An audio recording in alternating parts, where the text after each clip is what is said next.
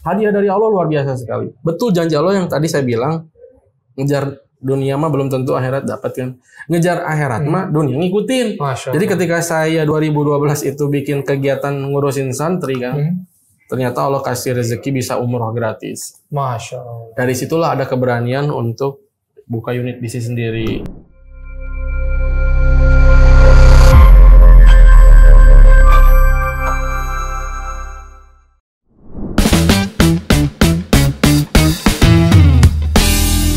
A'udzubillahiminasyaitonirrajim. Bismillahirrahmanirrahim. Assalamualaikum warahmatullahi wabarakatuh. Alhamdulillah, bersyukur kita kepada Allah Subhanahu wa taala di kesempatan kali ini kita berkumpul kembali sahabat Syamil TV dalam program Sapa Komunitas yang dipersembahkan oleh Syamil TV. Kali ini di program Sapa Komunitas kita kehadiran salah satu narasumber, berarti ini adalah episode ke-11. Alhamdulillah setelah kita menggelar event Islamic Community Summit yang pertama. Nah, kali ini kita banyak sekali sahabat-sahabat dari komunitas yang ternyata banyak. Di Bandung juga banyak sekali. Kemarin kita telah berbicara dengan Kang Dea dari komunitas Kita Cinta Masjid. Sekarang juga temannya Kang Dea. Kali ini ada Kang Dani Dunrat. Assalamualaikum warahmatullahi wabarakatuh. Sehat Kang Dani? Alhamdulillah. Luar biasa, amazing. Terima kasih banyak ini sudah berkenan hadir ke Syamil Group dari Cimahi, Masya Allah. Mudah-mudahan Allah ganti semuanya dengan yang lebih baik. Ya Rabbal alamin. Baik, kali ini sahabat Syamil TV, bahwa Kang Dani ini tadi seperti namanya Dani Dunrat. Nah, Dunrat itu adalah nama komunitasnya, Komunitas Dunia Akhirat. Yes. Nah, ini menarik begitu ya, karena kalau berbicara mengenai dunia dan akhirat, tentu ingat juga nih satu doa satu jagat katanya begitu ya Kang. Betul. Bahwa kita menginginkan kehidupan yang hasanah, baik, bahagia, sukses di dunia dan juga hasanah, husnul khotimah nanti kita di akhirat. Amin ya rabbal alamin. Itu yang kita harapkan. Betul. Lalu seperti apakah filosofinya, apakah juga sama? Kita kenalan dulu, Kang Dani boleh memperkenalkan diri. Assalamualaikum warahmatullahi wabarakatuh. Saya manggilnya sahabat-sahabat apa ini? Syamil ya, sahabat-sahabat Syamil. Barakallah, jazakallahu khair kasiran buat undangannya pertama, dan saya nggak bisa nolak ini sebuah kehormatan ketika ada Syamil Quran ngontak untuk berbagi sedikit bagaimana sih kehidupan ketika kita mulai dengan sesuatu hal yang tadi baik untuk dunia kita, juga baik untuk akhirat kita. Itu sebetulnya 2012 kita mulai start. Ini sebuah konsep. Jadi saya sih sebetulnya sekarang udah pengen mengkerucut bukan lagi tentang komunitas, tapi Dunrat ini jadi doa kita semua. Semua yang kita lakukan tentu kita pengen baik di dunia juga baik di akhirat kan gitu ya. Jadi Dunrat ini apapun nanti komunitasnya tentu pasti goalsnya pengen sukses dunia dan akhirat. Jadi semua akan kita jadikan konsep di mana nanti apapun nama komunitasnya tetap selalu ada Dunrat, yaitu apa, sukses dunia akhirat. Dan itu diambil dari mana sih filosofi itu? Saya waktu itu ngaji ketemu sama Quran surat Ali Imran ayat 14 ayat 15. Pada saat itu tiba-tiba tercetus saja nama Dunrat itu karena memang ayat itu bahas dunia dan akhirat. Ayat ke-14-nya Zuyina linnasi hubbus syahawat, itu tentang dunia. Semua tentang dunia ada di situ. Kemudian yang keduanya Allah ngasih tahu bahwa ada yang lebih nikmat daripada yang itu. Mau nggak aku kasih tahu kan gitu ya. Dan ternyata adalah akhirat.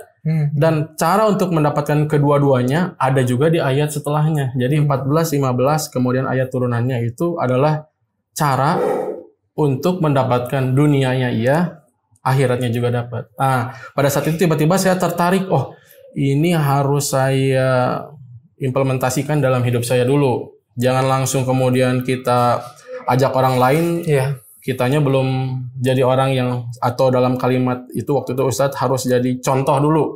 Ketika kita ngasih contoh, kalau kita jadi contoh itu berbeda dengan sekedar memberi contoh. Makanya ya kita ikhtiar dulu gimana sholat, gimana taklim. Nah, pada saat itulah saya ketemu pola.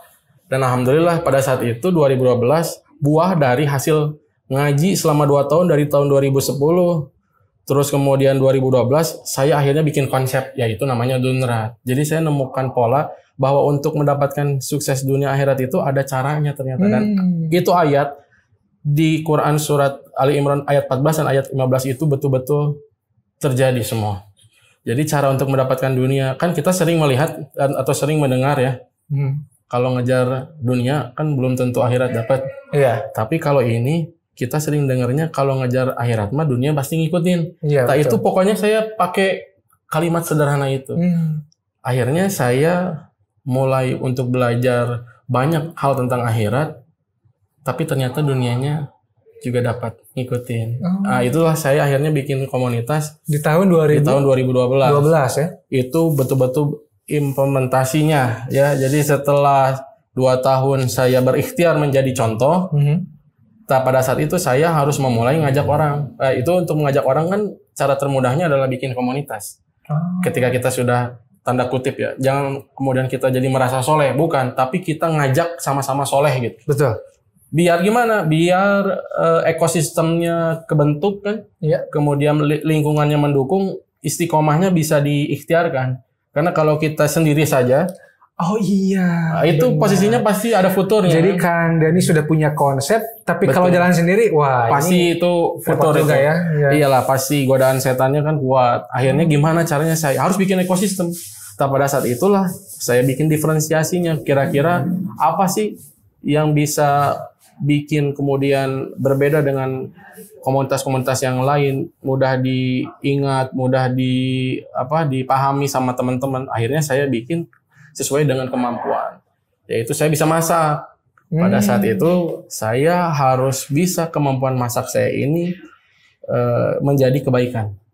Akhirnya saya tawarin sama teman-teman, mau nggak? Saya bilang, daripada kita cuman berbagi makanannya nasi bungkus, pada saat itu kan belum rame seperti sekarang ya. Iya, benar. Ada gerakan Jumat Berkah, gerakan berbagi nasi box. Itu dulu masih minim lah ya. Betul. Maka pada 2012 itu saya bilang diferensiasinya gimana?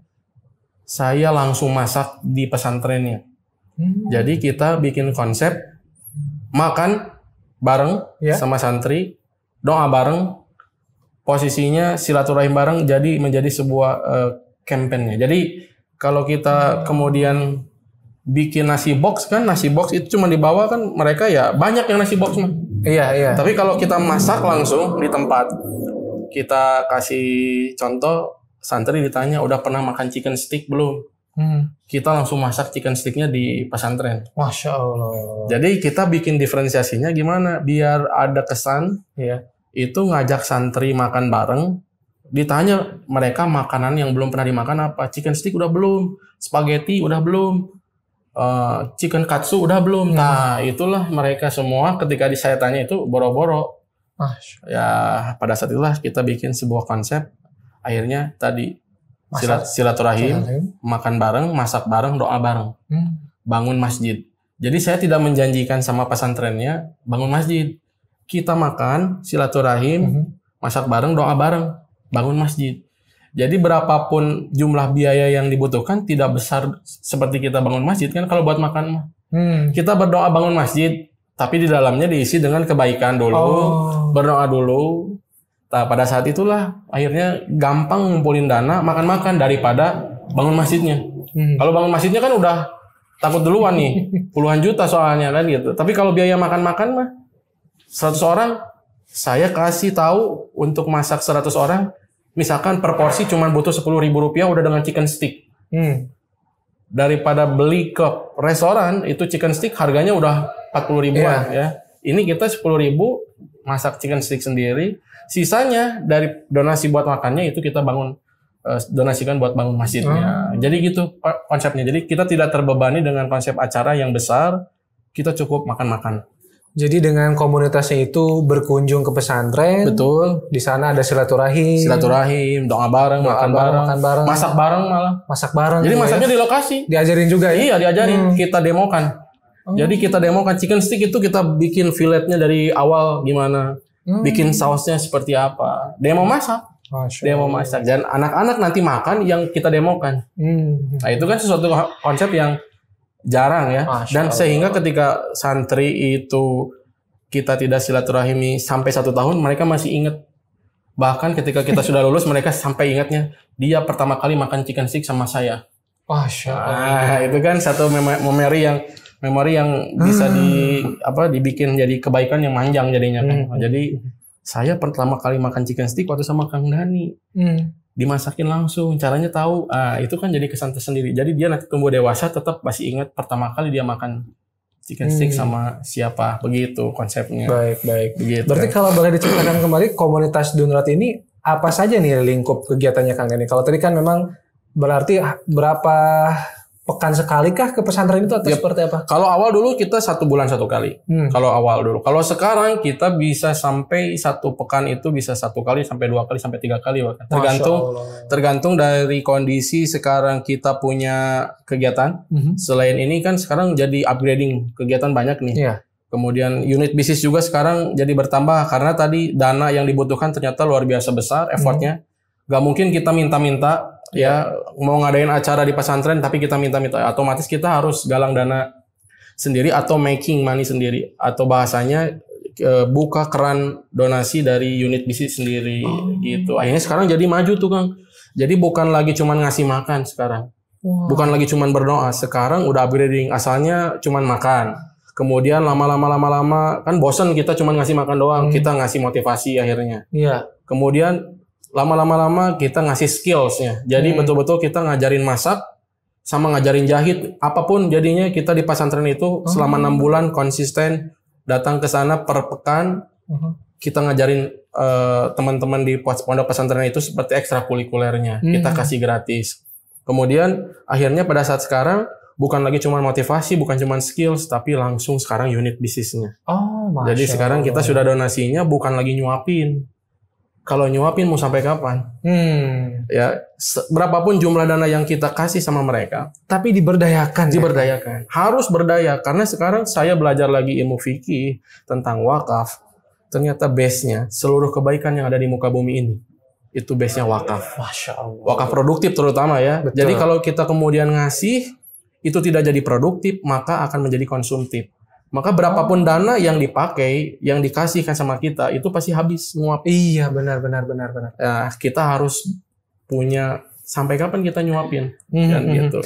Ini menarik Kang, tadi ternyata di awal-awal memang tanda kutip ngemodal sendiri ya. Betul. Ketika silaturahim ke pesantren, gitu ya, datang, masak, makan bareng itu modal sendiri. Dan lama-kelamaan juga teman-teman, alhamdulillah, teman-teman ikut ngasih. Itu kan menggalang dana ke teman-teman gitu ya. Akhirnya menggalang dana itu dengan sendirinya, bukan kita minta. Kita tinggal post. Dulu kan nggak ada media sosial seperti sekarang banyak. Kalau dulu yang paling bagus hanya Facebook saja ya. Kita pakai Facebook, cuman kasih info. Contoh misalkan satu kegiatan berbagi makanan chicken stick tadi, butuhnya 10.000. Ada 100 santri berarti butuhnya cuman 1 juta rupiah kan. Ternyata ketika kekumpulnya dananya sampai 15 juta, buat makannya cuma 1 juta, 14 jutanya kita kasihkan sama pondok pesantren. Itu dulu. Sekarang? Kalau sekarang kita udah langsung berubah, sekarang lebih ke unit bisnis. Harus unit bisnis. Kenapa harus unit bisnis? Karena tadi sampai kapan kita mau ngasih terus itu ya? Ya nggak ada beres. Terutama ketika pandemi kemarin. Itu sangat berpengaruh sekali bagi mereka pesantren-pesantren yang tidak punya wakaf produktif. Makanya tadi saya ketika belajar fikihnya ternyata bab harta itu sudah dibahas di fase makiyah. Bab fikih muamalah itu hadirnya fase madaniyah. Jadi yang harus kita ikhtiarkan duluan tuh adalah justru ketika kita bagaimana mengelola harta di fase makiyah tadi. Ada perintah untuk ngurusin dana orang, posisinya yang diproduktifkan sama para sahabat. Akhirnya pada saat kemudian itu jadi sebuah konsep, maka hari ini perhatikan yang modern, wakaf produktif yang modern yang begitu dahsyat adalah Tower Zamzam. Tower Zamzam itu dibangun seluruhnya wakaf buat 2 masjid haram. Betul. Itu kita harus bikin. Ya, jadi betul ya. Ini mengenai wakaf juga sedikit kita bahas bahwa sering Ustaz Jazir menyinggung bahwa sekarang tuh yang populer di Indonesia apalagi wakaf itu hanya 3M, masjid, madrasah, dan makam gitu ya. Padahal ya itu jadi tidak jadi berdaya begitu ya. Betul. Masjid dibangun tidak jadi apa-apa, tetap saja nanti untuk bagaimana perawatannya dan pengelolaannya tetap menggalang dana lagi begitu ya. Tapi justru yang sekarang perlu dipopulerkan adalah wakaf bisnis, wakaf produktif begitu. Artinya wakafnya, contohnya Kang Dhani nanti akan cerita bagaimana akhirnya Kang Dhani punya bisnis, betul, yang saya wakafkan dan diwakafkan. Artinya kan wakaf bisnis, unit bisnis begitu. Begitupun tadi Kang Dhani menyinggung Tower Zamzam. Yes. Jadi bukan masjid yang ini, jadi pengelolaan masjid atau dana masjid itu dari wakaf. Dari wakaf. Jadi enak sumbernya. Betul. Bukan nyari-nyari dana kayak sekarang kita banyaknya kan. Jadi dari unit bisnis ini, jadi banyak. Ada juga sih kalau ngobrolin masalah wakaf produktif ini kan nanti ketemunya sama ada perbedaan ikhtilaf ketika kemudian ini dana wakaf kok nggak boleh kan harus bertahan kan. Makanya tadi ada sebuah konsep yang teman-teman semua harus pelajari lebih dalam tentang sedekahnya. Jadi kita yang diwakafkan itu apanya sih Kang? Yang diwakafkan itu saya brandnya. Saya wakafkan itu brand dan sistemnya. Kalau dulu para sahabat itu yang diwakafkan itu apa? Kebun dan sistemnya. Tentu kebun ada sistemnya kan. Kebun ini nggak bisa dipakai sawah dulu di sana kan. Jadi industri kebun ya itu. Dulu perusahaan kan nggak ada dulu. Kebun-kebun yang mereka itu kan produktif tuh kebun. Sehingga ketika para sahabat mengeluh dengan di harga bibit kurma yang mahal, kemudian para sahabat bilang, udah nggak usah khawatir, ini dari saya aja sedekah bibitnya, silakan pakai. Itu polanya. Jadi di tanah wakaf, bibitnya, modalnya itu sedekah. Jadi kita pakai pola itu tadi, karena di Qurannya jelas Allah menghalalkan jual beli, mengharamkan riba, dan wayur bisodaqah. Allah menyuburkan sedekah. Nah, sedekahlah yang dijadiin pemodalannya. Jadi ketika kemudian saya wakafkan brandnya dan sistemnya, jualannya apa jelas, permodalannya itu pakai akadnya sedekah. Sehingga nanti inputnya sedekah, outputnya dari hasil penjualan itu akadnya sedekah. Masya Allah. Jadi enak dipakainya nanti buat apa, mau gimana sama pesantren itu bebas. Jadi tidak terpatok dengan wakaf uang tadi yang nilainya harus bertahan. Makanya ini teman-teman semua, tadilah saya memulai dari sebuah sistem yang namanya Dunrat. Kenapa ya? Memang kalau kita ikhtiar dunia akhirat ini, dunia itu ngikutin. Sehingga ilmu-ilmu tentang dunianya Allah hadirkan. Masya Allah. Gitu. Dan sekarang Kang Dhani itu punya usaha juga kan? Betul, alhamdulillah. Jadi hadiah dari Allah luar biasa sekali. Betul janji Allah yang tadi saya bilang, ngejar dunia mah belum tentu akhirat dapat kan. Ngejar akhirat mah dunia ngikutin. Jadi ketika saya 2012 itu bikin kegiatan ngurusin santri kan, ternyata Allah kasih rezeki bisa umroh gratis. Masya Allah. Dari situlah ada keberanian untuk buka unit bisnis sendiri. Kan biasanya kan orang mau mulai bisnis kan takut. Gak punya lagi gaji, gak punya lagi pendapatan. Nah, pada saat itu saya bilang enggak. Karena Allah menjanjikannya rezeki yang tidak disangka-sangka untuk mereka yang untuk mereka yang bertakwa. Di pada saat itu saya bilang, wah ternyata kalau bertakwa mah rezekinya tidak disangka-sangka. Nah akhirnya pada saat itu udah bismillah, ini saya butuh waktu yang banyak, uang yang banyak, kan itu financial freedom sama